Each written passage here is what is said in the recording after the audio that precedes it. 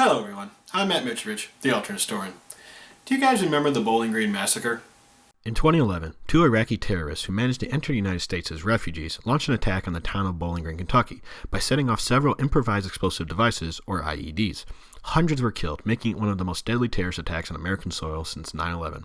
In response, President Obama instituted a 6-month ban on any Iraqi refugees entering the United States. Sadly, most Americans were completely unaware of the carnage due to a cabal of liberal journalists censoring any information coming out of Bowling Green. Of course, that didn't happen. What I described to you was an alternate history, and a pretty poor one at that. Here's some context.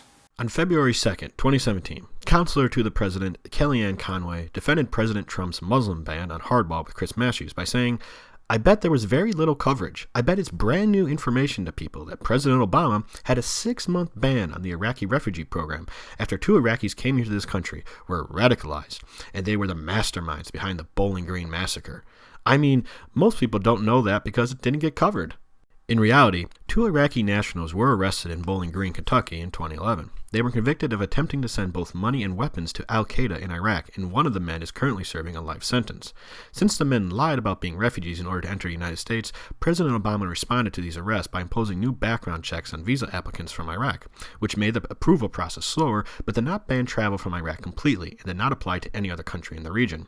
Furthermore, multiple news sources covered the arrests and charges at the time, including the Los Angeles Times, PBS NewsHour, Foreign Policy, the Wall Street Journal, the Washington Post, and ABC News. Nevertheless, the damage was done, and much like how the internet reacted to Conway's earlier alternative facts comment, Conway was mercilessly mocked for the Bowling Green Massacre. Memes flooded social media, people held fake vigils, and even created a fund for victims in the massacre, which routed to the ACLU's website. The international community also reacted with outrage, especially since this came so soon after a white supremacist and Trump supporter killed 6 people at a mosque in Quebec City. Man, I wonder what the former host of The Apprentice would say if one of the contestants screwed up this badly. Now, in Conway's defense, she did admit that she misspoke and didn't mean to say massacre, but she still lied. In fact, several news outlets reported that she used the phrase Bowling Green Massacre or referred to something similar before the hardball interview. Additionally, as far as I know, she has yet to admit that President Obama didn't ban refugees from Iraq in 2011.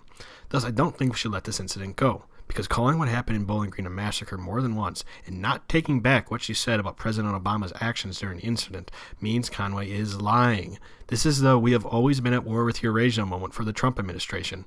It's an attempt to push through a skewed version of history in an effort to force through the changes they want in the present.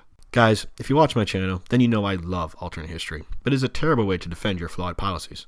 America has enough massacres, like the 2015 church shooting in Charleston, South Carolina, where a white supremacist killed 9 black parishioners, that we don't need to create fake ones. Furthermore, President Obama has made some questionable decisions in the past, such as not taking Russia seriously as a threat, that the current administration does not need to lie about others to legitimize their current missteps. Still, in the interest of fairness, I should point out that national security is important. There are people out there who want to kill Americans, whether they're stationed overseas or just going about their daily lives at home. And yes, there have been refugees who have been arrested for terrorism in the past.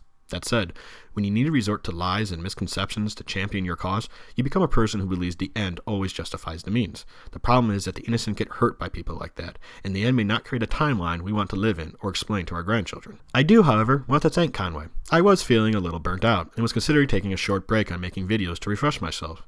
But then she opened her mouth, and I found a renewed sense of purpose. So thank you, Conway. Because of you, President Trump can say he at least created one job. Well, that is all I have to say to the subject. If you like what I do, please comment, subscribe, share this video, support me on Patreon. I'm Matt Mitrovich, the alternate historian. Bye.